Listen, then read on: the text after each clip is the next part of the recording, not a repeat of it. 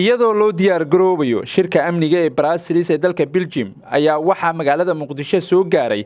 wufuud ka kala socotay dowlad goboleedyada dalka gudoomiyaha rugta ganacsiga iyo warshadaha Jubbaland ahna xoghayaha guud ee rugta ganacsiga iyo warshadaha Soomaaliyeed mudane Shaafi Raabi Kaahin iyo xildhibaan Xuseen Xirsi Axmed kana mid ah ka qaybgalayaasha shirka amniga Brussels ee dalka Belgium ayaa maanta waxa ay soo gaareen magaalada Muqdisho si ay uga qaybgalaan shirka amniga ee Brussels ee dalka Belgium mudane Shaafi Raabi gudoomiyaha rugta ganacsiga iyo warshadaha Jubbaland ahna xoghayaha guud ee rugta ganacsiga iyo warshadaha Soomaaliyeed oo sheegay inuu aad ugu faraxsan yahay inuu soo gaaro magaalada Muqdisho kana warbixiyay shirka Brussels ee dalka Belgiumka ayaa sheegay in muhiimad weyn uu u leeyahay shirkani ganacsatada Soomaaliyeed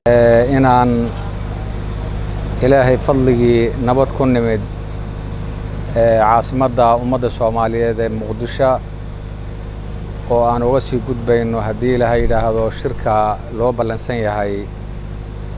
bisha 16 iyo 17 Brussels wadanka Belgium halkaas oo rabno inaan kaga qayb galo shirka loo qabanayo ummadda Soomaaliyeed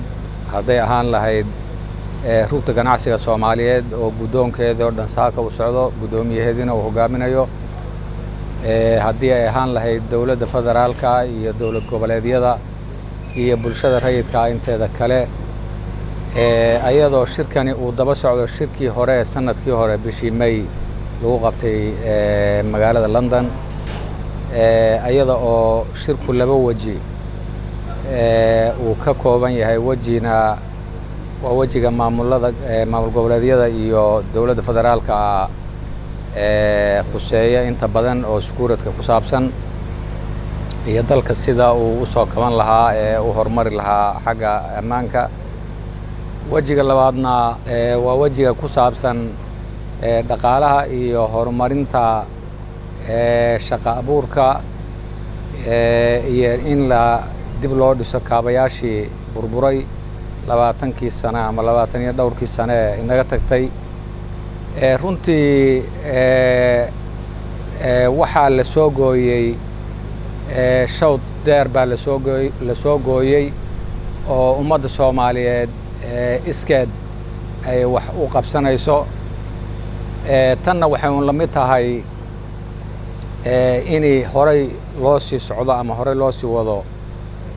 iskaashigii iyo wax wada qabsigii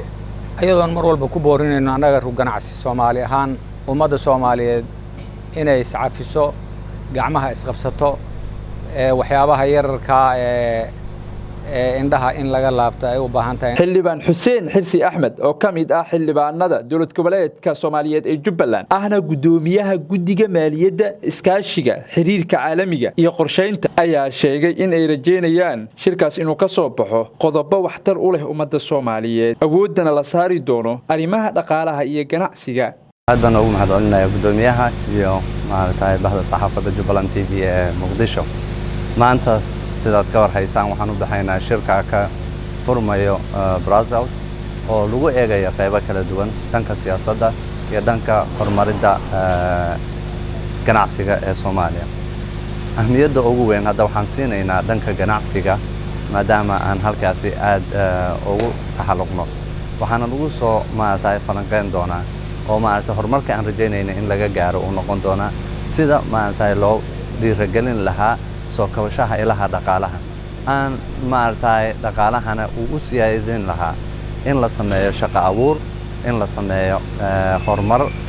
dhanka wax soo saarka ah oo maaragtay runtii ganacsiga aad loo dhiirigeliyo waxaan rajaynaynaa in maaragtay horumar laga gaari doono aad baan u dhiirigelinaynaa in Soomaalidu ay aad ugu dadaalaan sidii loo soo nooleyn lahaa dhaqaalaha shirka amniga ee Brussels ayaa furmi doono 16 bishan